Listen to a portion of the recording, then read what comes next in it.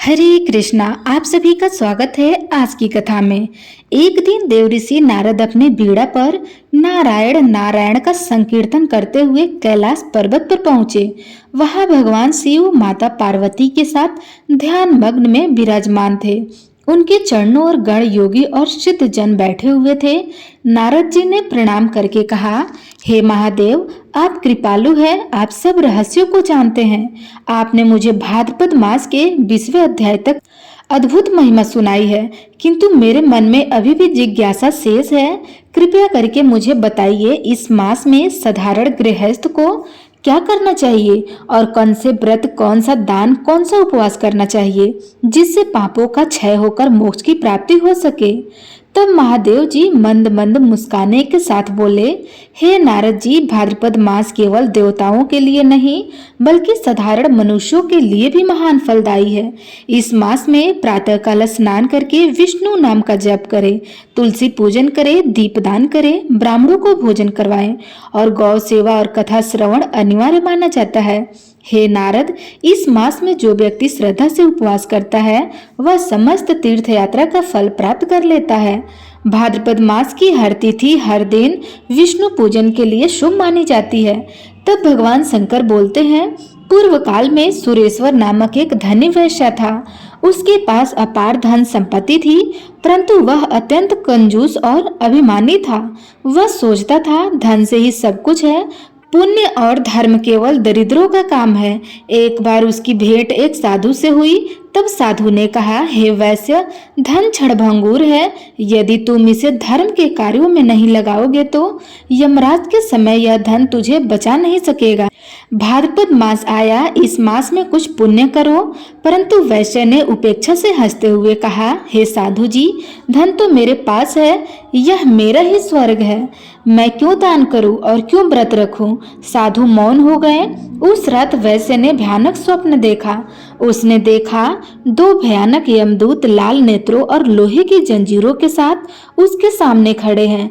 वे कह रहे हैं, हे पापी, तूने जीवन भर केवल लोभ किया, दान नहीं किया, अब नरक में चल। वैश्य चीख पड़ा और नींद टूट गई। वह भयभीत होकर कांपने लगा। प्रातःकाल वह उसी साधु के पास दौड़ा और बोला, हे महात्मा, मुझे बचाइए, मैंने स्वप्न में यमदूत देखे।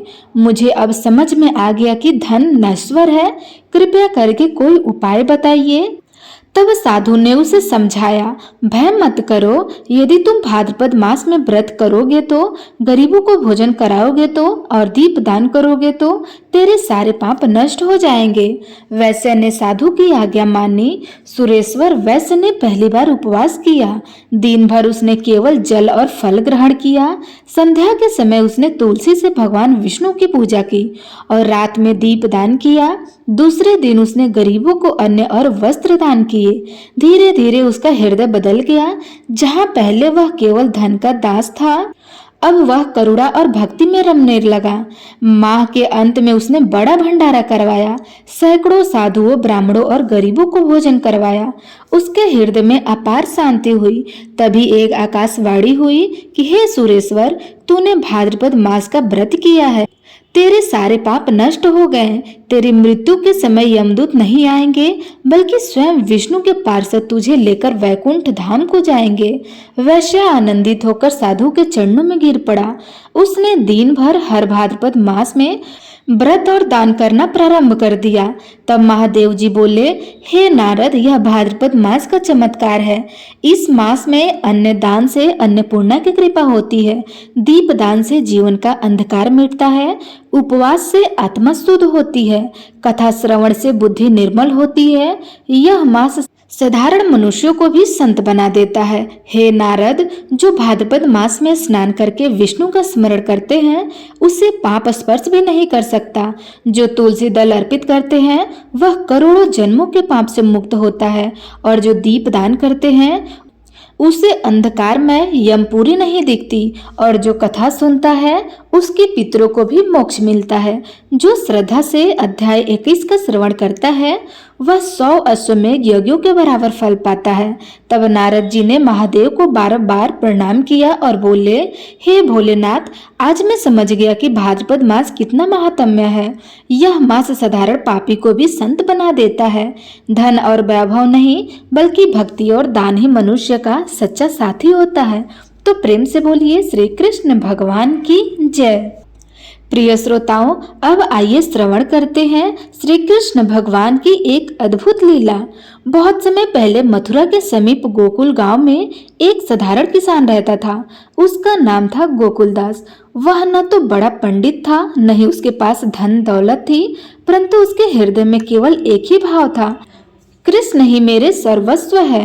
सुबह होते ही वह सबसे पहले तुलसी के पौधे से एक पत्ता तोड़कर मुरलीधर को अर्पित करता और गाता रहता, हे नंदलाल, हे गोपाल, तेरा ही हूँ, तू ही मेरा है। दिन भर वह खेत में काम करता पर होठों पर नाम कान्हा कान्हा का रहता। गांव वाले हंसते और कहते थे, अरे गोकुलदास, तेरा क्या होगा? खेतों में काम से ज्यादा तो बांसुरी वाले को पुकारता है। पर वह मुस्कुरा देता और कहता, जो सबका पालन करता है वह मेरी भी पालन करेगा। एक बार गांव में अकाल पड़ा। वर्षा न होने से खेत सूख गया। लोग परेशान हो गए। बहुत से परिवार गांव छोड़कर जाने लगे। गोकुलदास के घर में भी अनाज समाप्त हो गया था। तब पत्नी कहती है, अब क्या करें? बच्चों को भूख सताती है, क्यों न हम भी शहर को चलें? गोकुलदास ने शांत स्वर में उत्तर दिया, नहीं, जिस धरा पर मैंने कृष्ण का नाम लिया है उस भूमि को छोड़कर कहीं नहीं जाऊंगा। यदि वह सच्चा गोपाल है तो, गायों को रक्षक है तो मेरी भी रक्षा अवश्य करेगा।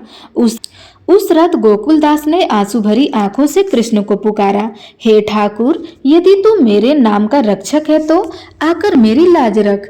अगली सुबह गोकुलदास ने देखा उसके दरवाजे पर एक सुंदर बालक खड़ा है, हाथ में माखन की मटकी लिए, और बालक बोला, बाबा भूखे हो न? यह लो माखन खा लो, मैं नंदगांव से आया हूँ। गोकुलदास ने माखन खाया तो लगा जैसे अमृत मिल गया हो। बालक रोज आने लगा और भोजन देकर जाता। पत्नी ने कहा, यह कौन है? इसका कोई नाम तो पूछो।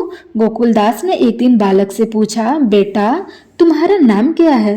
तब बालक मुस्कुराया और बोला, मेरा नाम वही है जिसे तुम दिन रात पुकारते हो। इतना कहकर उसने मुरली बजाई और अंतर्ध्यान हो गए। गोकुलदास समझ गए कि अरे, यह तो स्वयं मेरा कन्हैया था। वह गिर पड़े और आंसू बहने लगे।